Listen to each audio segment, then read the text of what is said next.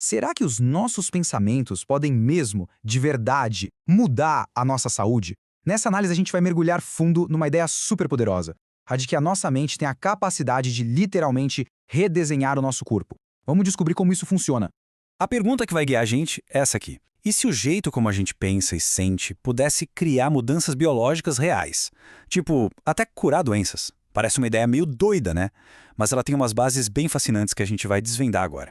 Bom, para a gente começar a entender essa história, a gente precisa olhar para o nosso ponto de partida. O nosso cérebro, pela própria natureza dele, pode acabar mantendo a gente preso num ciclo que se repete, baseado em tudo que a gente já viveu. Essa frase do Dr. Joe Dispenza é a chave para entender tudo. Cada experiência, cada emoção, cada coisinha que a gente aprende fica gravada ali nas nossas redes neurais. Basicamente, o nosso cérebro vira um grande arquivo vivo de tudo que já foi. E é assim que o ciclo se forma, sabe? Tudo começa com um pensamento, que geralmente é uma lembrança do passado. Esse pensamento dispara uma emoção que a gente já conhece bem, e essa emoção, por sua vez, solta um monte de reações químicas no corpo. Com o tempo, o corpo fica meio que viciado nessa química, e aí ele passa a agir no piloto automático, revivendo o passado sem nem a gente se dar conta. E as emoções que são muito intensas funcionam como uma âncora. Quanto mais forte é a emoção de alguma coisa que aconteceu, mais o cérebro congela aquele momento. Ele cria uma memória de longo prazo que prende a gente naquele estado emocional, e aí sair dele se torna um baita desafio. Mas e se o cérebro da cabeça não for o nosso único centro de comando? A ciência está descobrindo uma coisa revolucionária, que a gente tem outras formas de inteligência espalhadas pelo corpo. Olha só esse número, 40 mil. O que será que ele significa, hein? É um número bem surpreendente, que dá uma pista sobre uma capacidade incrível do nosso corpo. Pois é, esse número aí representa os 40 mil neurônios sensoriais que existem no nosso coração. É isso mesmo, o coração tem um tipo de cérebro próprio. Ele pode sentir, lembrar e se comunicar com o cérebro lá da cabeça. Isso muda completamente a nossa ideia de onde a inteligência mora, né?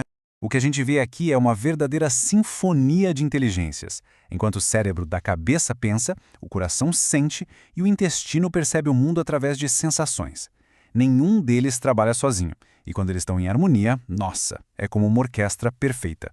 Então, se a gente tem esses vários centros de inteligência criando pensamentos e sentimentos, o que isso gera? Bem, o nosso estado combinado de mente e corpo cria um campo de energia, uma assinatura única que se comunica com tudo ao nosso redor. A ciência tem um nome para quando essa comunicação toda está no estado ideal: coerência cardíaca. É quando o coração bate num ritmo bem organizado, bem estável, e esse padrão acaba arrastando o cérebro e o sistema nervoso para um estado de alinhamento total. É o pico da nossa performance interna. A diferença é gritante, né? Do lado esquerdo, a gente tem um ritmo cardíaco todo caótico, que é gerado por emoções de estresse, como a frustração. Já do lado direito, um padrão super harmonioso, criado por sentimentos elevados, como gratidão e amor. Fica muito claro que o que a gente sente mexe diretamente com o nosso corpo. E aqui que vem o pulo do gato. Esse estado interno não fica só dentro da gente. Um coração coerente gera um campo eletromagnético poderoso que vai para fora. É um sinal que a gente está mandando para o campo de energia que cerca a gente. Tá, mas como é que esse nosso sinal pessoal influencia o mundo lá fora? Para entender isso, a gente tem que dar uma olhadinha no campo quântico. É lá que a mente encontra a matéria e as possibilidades viram realidade.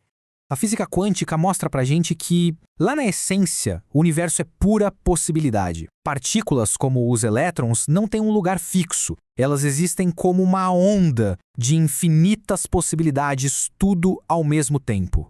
É aquele famoso efeito do observador, sabe? Quando a gente foca a nossa atenção em uma dessas possibilidades, essa nuvem de potencial entra em colapso. Ou seja, ela se manifesta como uma única realidade material. A nossa consciência, então, tem um papel superativo em transformar a energia em matéria. E essa frase aqui resume tudo de um jeito perfeito. A nossa atenção é o que direciona a nossa energia. Quando a gente foca em um novo futuro, é para lá que a nossa energia vai, para fazer aquilo acontecer. Certo. Então, vamos juntar todas essas peças. Se a gente pode mudar o nosso estado interno, e se a nossa atenção direciona a energia para criar a realidade, como é que a gente usa tudo isso para se curar? A lógica é a seguinte: se a gente muda de propósito o nosso estado interno, a gente pode gerar um verdadeiro upgrade biológico. Isso tem tudo a ver com a epigenética, aquela área que mostra que a gente não é refém dos nossos genes. Ao mandar novos sinais para o corpo, a gente pode ligar certos genes e desligar outros, reescrevendo a nossa biologia de dentro para fora.